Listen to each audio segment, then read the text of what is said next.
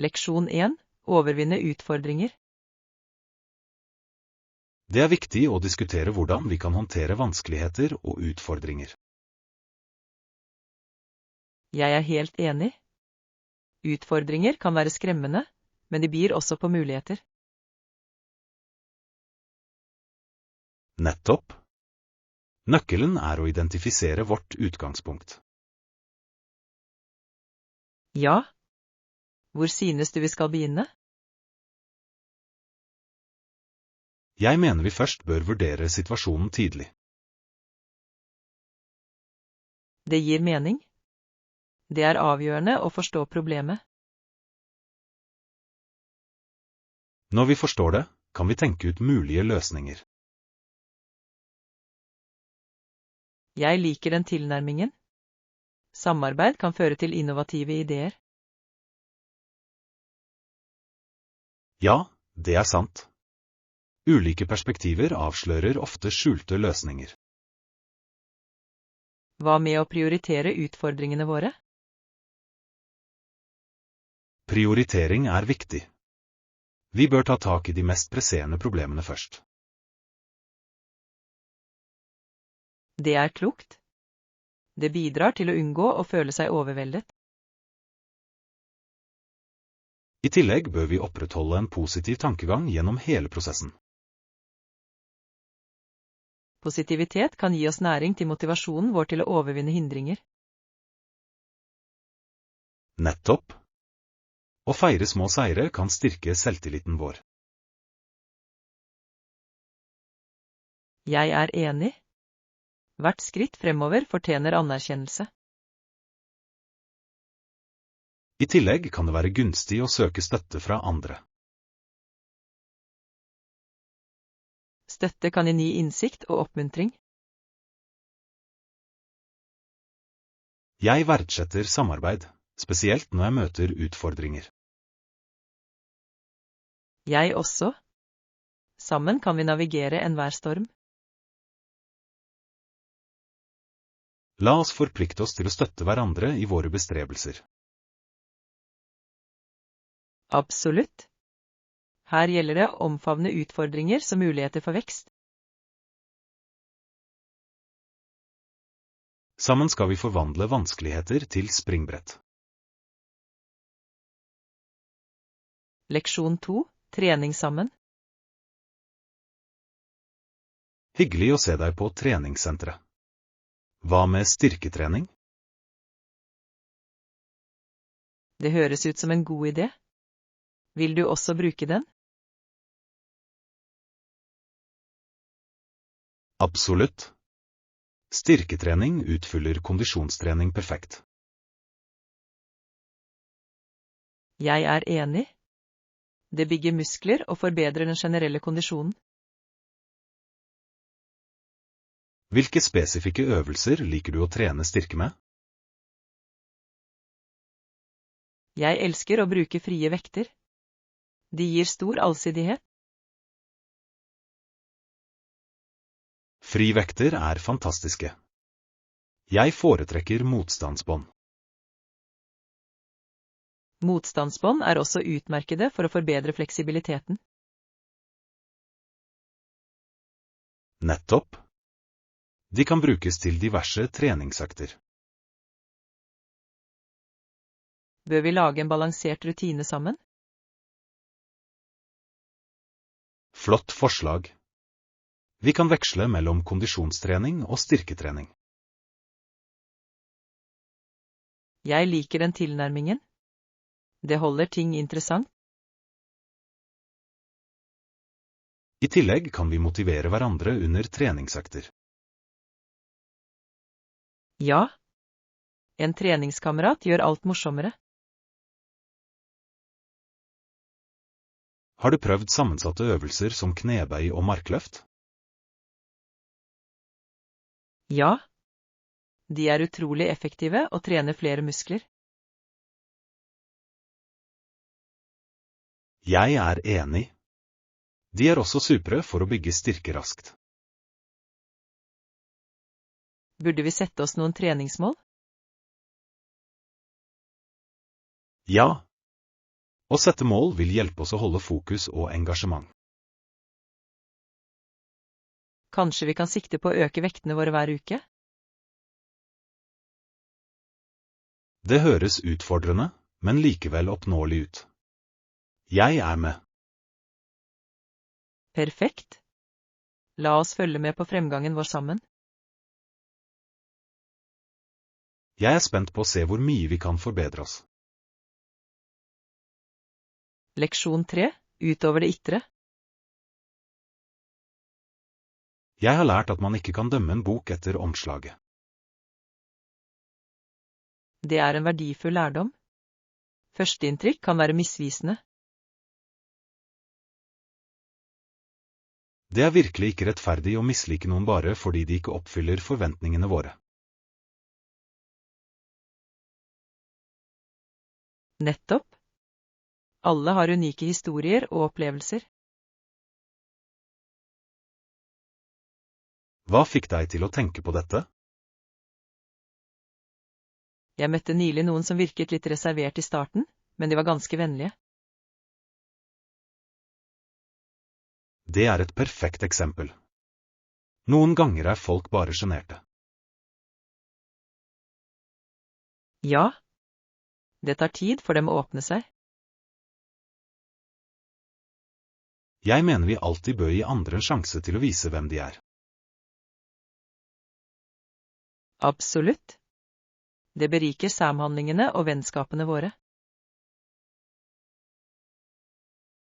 Har du noen gang feilbedømt noen og senere angret på det? Ja, jeg unngikk en gang en person som viste seg å være utrolig snill. Det er en vanlig opplevelse. Det minner oss om å være mer åpne for nye ting. Det gjør det absolutt. Vi fortjener alle fordelene av tvilen. Jeg er enig. Å forstå andre kan føre til dypere forbindelser.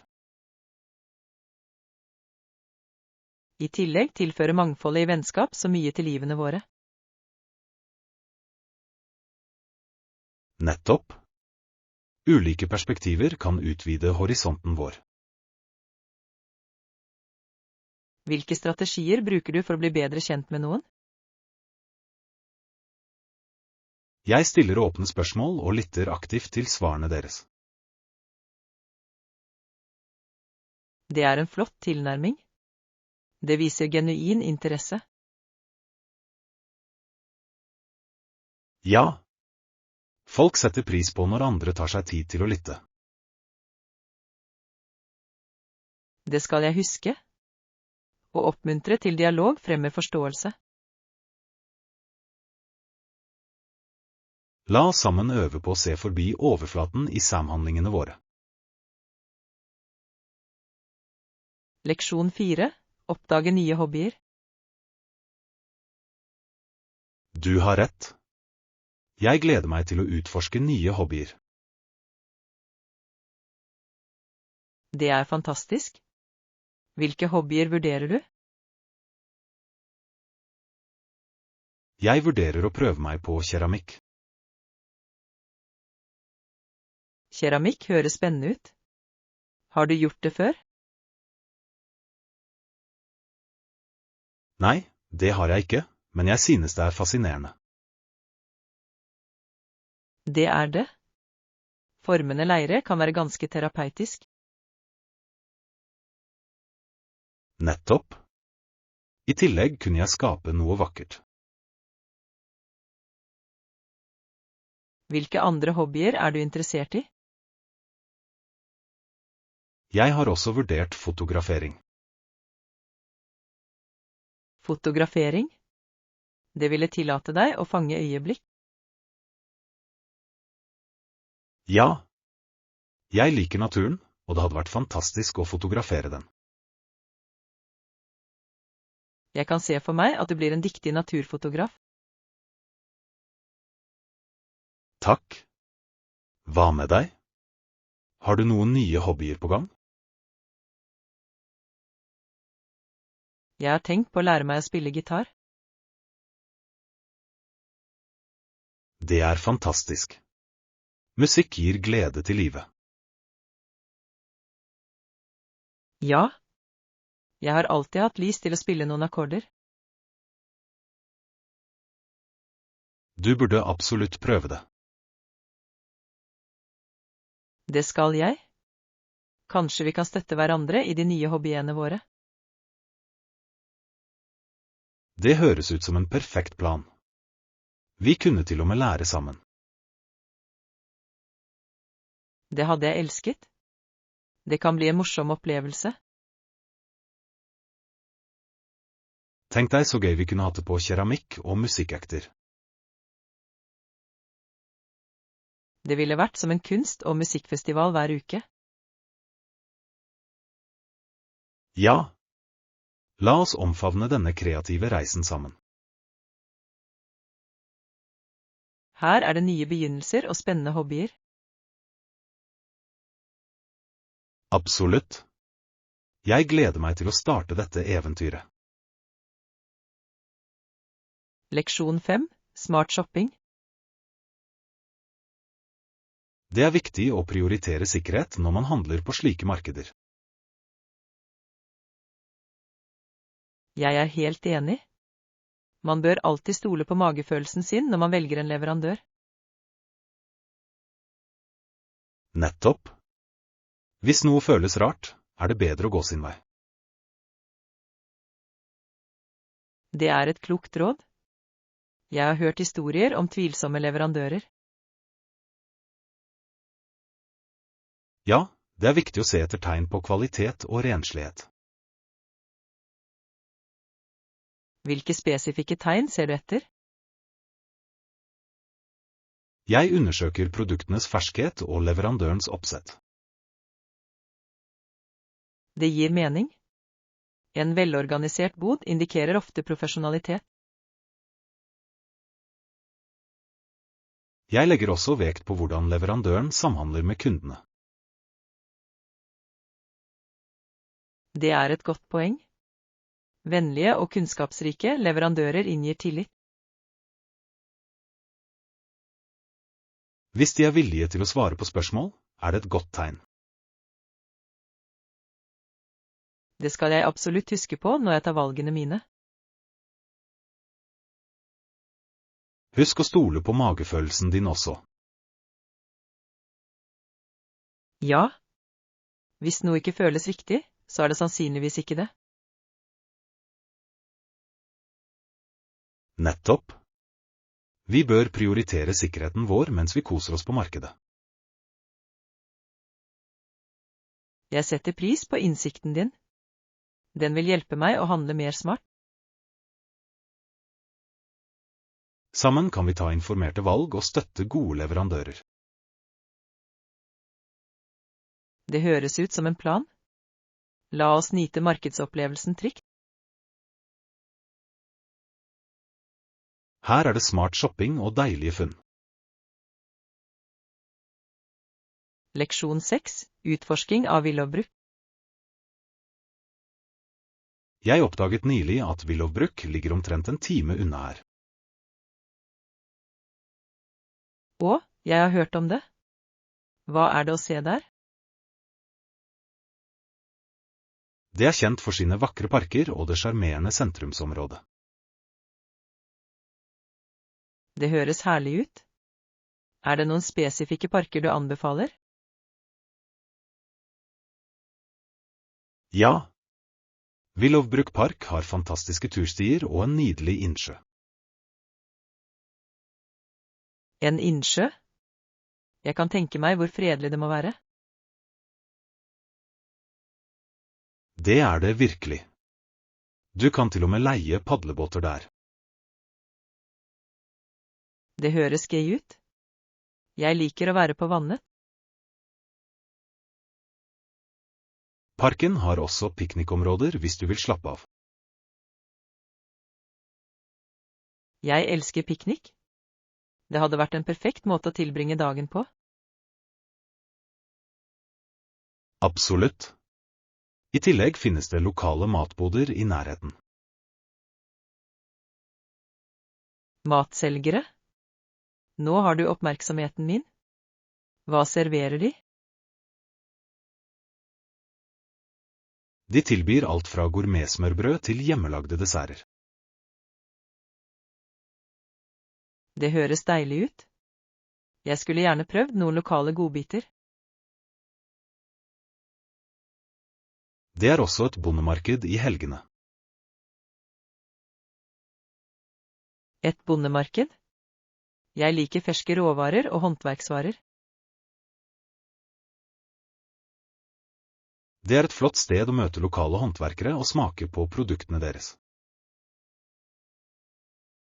Jeg kan tenke meg hvor livlig atmosfæren må være. Det bidrar virkelig til byens sjarm. Skal vi planlegge en tur dit i helgen? Det er en utmerket idé. Jeg er allerede spent. La oss lage en liste over hva vi vil utforske. Ja. Vi bør også sjekke været på forhånd. Leksjon 7. En reise gjennom historien. Visste du at hovedstaden i Virginia ble flyttet til Richmond i 1780? Det gjorde jeg ikke. Det er fascinerende. Hva skjedde med Williamsburg etter det? Williamsburg ble rett og slett en liten by etter å ha mistet sin hovedstadsstatus. Det er interessant. Det må ha endret byens karakter betraktelig. Ja, det gikk fra å være et travelt politisk sentrum til et roligere samfunn. Hva var noen grunner til å flytte hovedstaden? Richmonds beliggenhet var mer sentral og tilgjengelig for mange innbyggere i Virginia. Det gir mening. Tilgjengelighet er avgjørende for en hovedstad. Ja. Richmond hadde også en mer strategisk posisjon for handel og forsvar. Jeg kan tenke meg hvor viktige disse faktorene var den gangen. Det må ha vært en stor overgang for folket i Williamsburg. Jeg lurer på hvordan de følte det med å miste statusen sin som hovedstad. Noen kan ha blitt skuffet, mens andre sannsynligvis omfavnet endringen. Endring kan være vanskelig, men det kan også gi nye muligheter. Nettopp. Richmond ble et knutepunkt for handel og kultur. Det er utrolig hvordan historien former byene og tettstedene våre. Ja. Å besøke slike steder hjelper oss å sette pris på fortiden vår. Jeg er enig. Å lære om historie knytter oss til våre røtter. Her kan du utforske flere fascinerende historier fra historien vår. Leksjon 8. Gleden ved bakverk. Croissanter er fantastiske. Har du noen gang smakt en nybakt? Og jeg elsker croissanter. De er så flakete og smøraktige. Nettopp. Det finnes ikke noe som er som den første biten. Jeg er enig. De smelter nesten i munnen. Har du prøvd dem med sjokolade inni? Ja. Sjokoladecroissanter er en herlig godbit. Jeg kunne spist dem hver dag og aldri blitt lei. Det høres ut som en drøm. Har du et favorittsted å få tak i dem? Det finnes et bakeri i sentrum som lager de beste croissantene. Jeg skal sjekke det ut. Hva heter bakeriet? Den kalles Den Gyldne Skorpe. Du vil ikke bli skuffet. Jeg vil definitivt legge det til på listen min over steder å besøke. De serverer også deilig kaffe som passer perfekt til bakverk.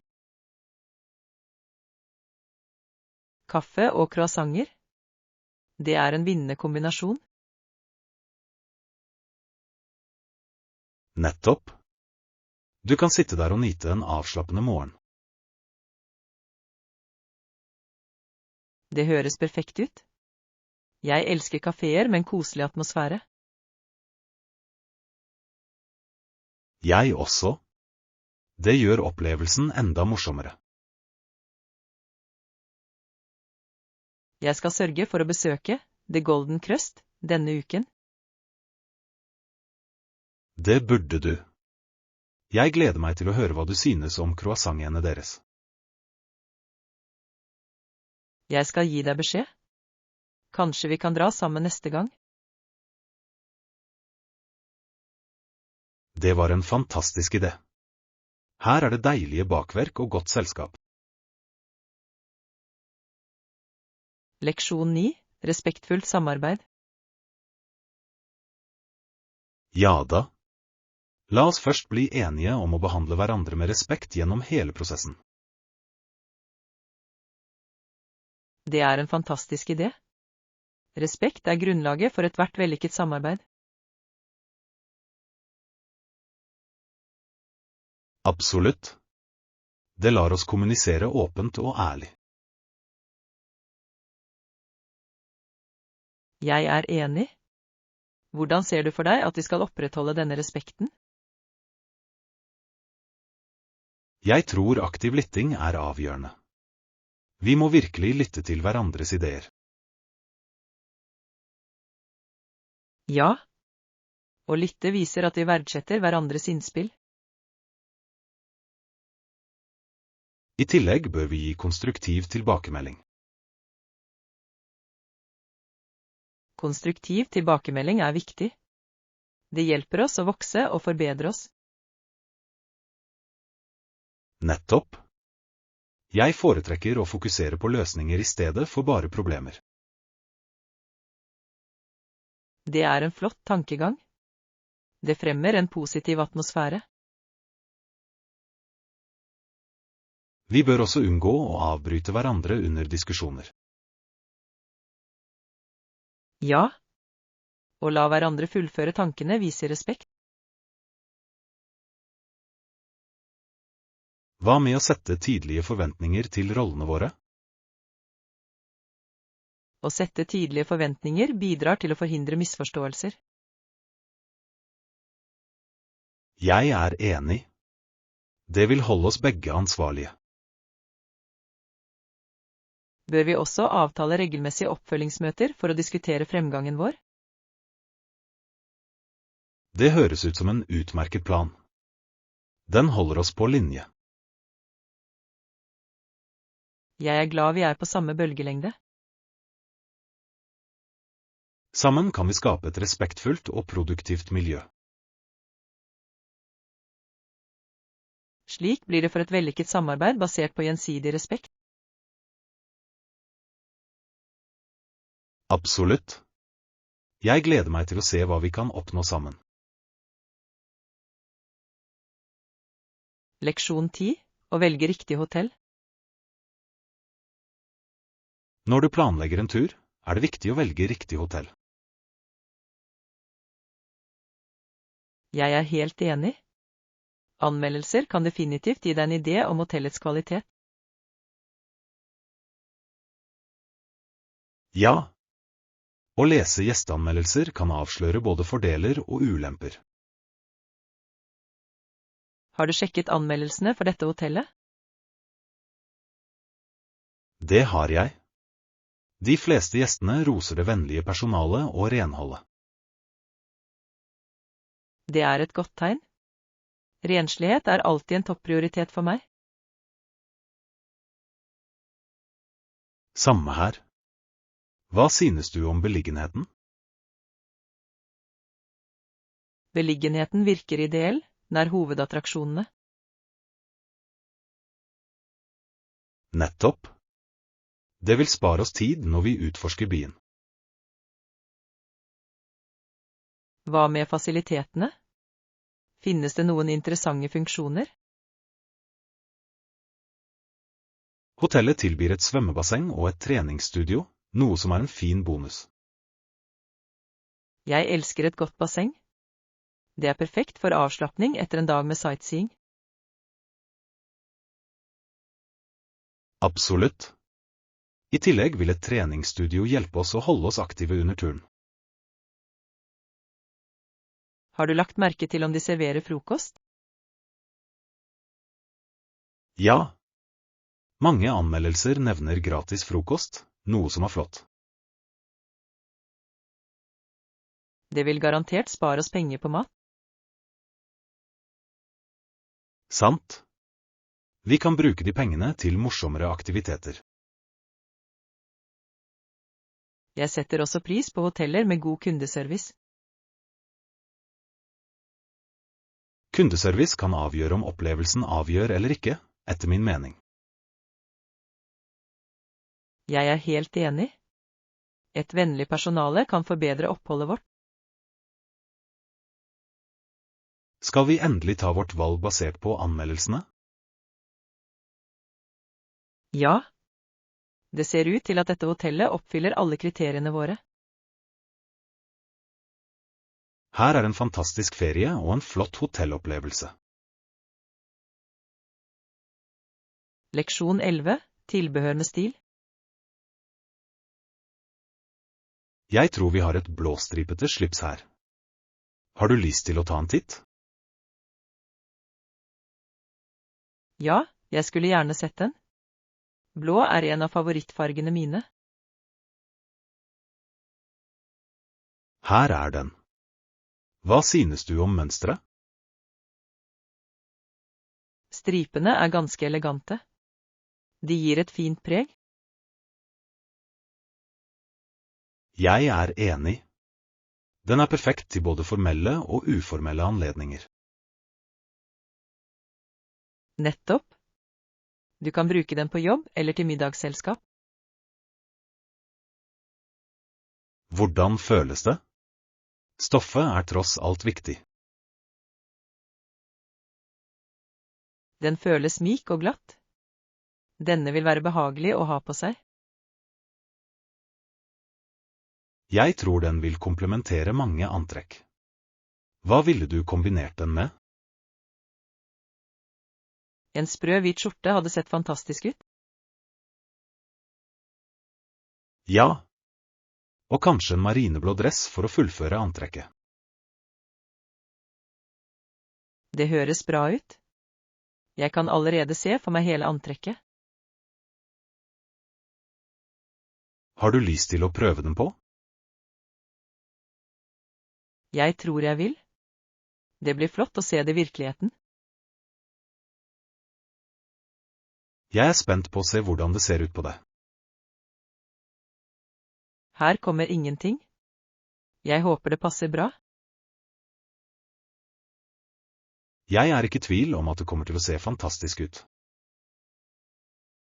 Takk for tilliten. La meg sjekke det ut. Jeg gleder meg til å se det endelige utseendet. Leksjon 12. Finne avslappning. Jeg synes å løpe hjelper meg virkelig å slappe av og få klarnet tankene mine. Det høres fantastisk ut. Det er noe beroligende med å være i naturen. Absolutt. Rytmen i løping kan være ganske meditativ. Jeg er enig. Hva liker du best med løping? Jeg elsker følelsen av frihet og den friske luften. Frisk luft er oppkvikkende. Har du en favorittløperute? Ja. Jeg løper ofte langs elven. Landskapet er vakkert. Det høres deilig ut. Jeg liker også å gå langs elven. Å gå er også flott. Det gir mer rom for refleksjon. Helt klart. Jeg bruker ofte turene mine til å tenke på dagen min. Hvilke andre aktiviteter hjelper deg med å slappe av? Jeg synes det er veldig beroligende å tilbringe tid i naturen, som å gå turer. Fotturer er fantastisk. Det kombinerer trening med utforskning. Nettopp. Hver sti byr på et nytt eventyr og perspektiv. Har du oppdaget noen favorittursteder? Ja. Det er en vakker sti i fjellene i nærheten. Jeg vil gjerne bli med deg på den turen en gang. Det hadde vært flott. Vi kunne nyte utsikten sammen. Naturen har en måte å forringe sinnet på. Absolutt. Det er den perfekte flukten fra daglig stress. La oss sette oss som mål å tilbringe mer tid utendørs. Leksjon 13. Rettferdig fordeling av belønninger. Ja visst. Vi kunne fordele bonusene basert på salgsbidragsforhold. Det høres rettferdig ut. Det sikrer at alle blir belønnet etter innsatsen sin. Nettopp. Denne metoden oppmuntrer alle til å yte sitt beste. Hvordan foreslår du at vi beregner disse forholdstallene? Vi kan analysere salgstallene til hvert teammedlem i løpet av det siste kvartalet. Det gir mening. Det gir et klart bilde av bidragene. I tillegg bør vi ta hensyn til teamsamarbeid i beregningene våre. Ja. Samarbeid kan forbedre det totale salget, så det fortjener anerkjennelse. Bør vi sette en minimumsgrense for bonuser? En minimumsterskel sikrer at alle bidrar på en meningsfull måte. Enig. Det motiverer laget til å sikte høyere. Hvordan skal vi kommunisere denne nye strukturen til teamet? Jeg tror et teammøte vil være effektivt for å forklare resonnementet vårt. Et møte vil gi oss mulighet til å svare på eventuelle spørsmål de måtte ha. Nettopp. Åpenhet er nøkkelen til å få deres støtte. Jeg vil forberede en presentasjon for å skissere planen tidlig. Perfekt. Det vil hjelpe alle å forstå fordelene. Jeg tror denne tilnærmingen vil fremme et mer motivert team. Jeg er enig. Det handler om å skape et positivt miljø for vekst.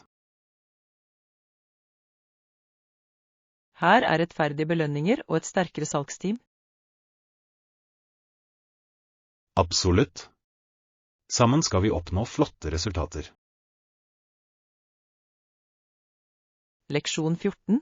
Planlegging for suksess. Jeg mener vi bør lage lengre planer for bedre dekning. Det gir mening. Lengre planer gir mulighet for en mer helhetlig tilnærming. Nettopp. Vi kan ta hensyn til potensielle utfordringer og muligheter. Hvilke spesifikke områder mener du vi bør fokusere på? Jeg foreslår at vi tidlig beskriver våre hovedmål. Ja. Tidlige mål vil veilede vår innsats effektivt. I tillegg bør vi sette realistiske tidslinjer for hver fase. Tidslinjer er viktige. De holder oss ansvarlige og på rett spor. Er det noe annet vi bør inkludere i planleggingen vår? Kanskje vi burde identifisere de viktigste ressursene vi trenger. Flott idé. Å kjenne ressursene våre vil hjelpe oss med å unngå forsinkelser. Hva med å fordele roller og ansvar? Ja. Det vil sikre at alle kjenner oppgavene sine. Kommunikasjon er også viktig gjennom hele prosessen. Absolutt. Regelmessige oppdateringer vil holde oss alle informert. Bør vi vurdere potensielle risikoer og hvordan vi kan redusere dem? Ja, det å forutse risikoer kan hjelpe oss med å reagere effektivt. Jeg føler meg mer trygg på prosjektet vårt med denne planen på plass. Jeg også. En solid plan er grunnlaget for suksess. Her er det grundig planlegging og et vellykket resultat. Ja. La oss sette i gang med denne spennende reisen. Leksjon 15. Bestilling av mat sammen. Dette stedet har en så flott meny. Hva synes du vi burde bestille? Jeg synes forrettene ser perfekte ut. De har et stort utvalg å velge mellom. Mens du ser på det, ringer jeg og bestiller. Det høres bra ut. Jeg skal lage en liste over hva vi ønsker oss. Synes du vi burde ha en blanding av alt? Ja. En blanding vil falle i smak hos alle. Bør vi inkludere noen vegetariske alternativer også? Definitivt. Det er alltid bra å ha valgmuligheter for alle. Jeg skal spørre om de har noen spesielle retter i dag. Det er en flott idé. Spesialretter er vanligvis herlige. Hvor mange forretter tror du vi trenger? Kanskje 4 eller 5 burde være nok for gruppen. Jeg er enig. Jeg skal også sjekke om de har noen desserter tilgjengelig. Ja. Desserter er et must for enhver sammenkomst. Jeg skal sørge for å inkludere noe søtt. Fantastisk. Jeg gleder meg til å nyte maten sammen. Jeg også. Jeg ringer dem med en gang. Mens du gjør det, skal jeg ferdigstille listen. Perfekt. La oss gjøre denne sammenkomsten minneverdig med god mat. Leksjon 16. Refleksjoner over bilturen. Møtte du trafikk på veien hit? Overraskende nok var det ingen trafikk i det hele tatt. Det er fantastisk. Jeg forventet en lang forsinkelse. Jeg også. Jeg ble positivt overrasket over hvor smidig kjøreturen var. Når dro du? Jeg dro tidlig om morgenen, rundt klokken 7. Det er et smart valg. Tidlige morgener er vanligvis roligere. Nettopp. I tillegg nøt jeg den vakre soloppgangen under kjøreturen. En soloppgang kan gjøre en reise så mye morsommere. Det setter absolutt en positiv tone for dagen. Møtte du på noen interessante severdigheter underveis? Ja. Jeg gikk forbi en sjarmerende liten gård med søte dyr. Det høres herlig ut. Jeg elsker å se dyr mens jeg kjører. Det var en hyggelig overraskelse. Jeg holdt nesten på å stoppe for å ta bilder. Det burde du ha gjort. Slike øyeblikk skaper fantastiske minner. Kanskje jeg stopper og utforsker neste gang? Jeg gleder meg til å høre om dine fremtidige eventyr. Takk. Jeg liker alltid å dele erfaringene mine. Planlegger du flere bilturer snart? Jeg vurderer en tur til fjells neste måned. Det høres spennende ut. Fjellene er vakre på denne tiden av året. Ja. Jeg gleder meg til å gå tur og nyte naturen. Her venter flere eventyr og fine reiser.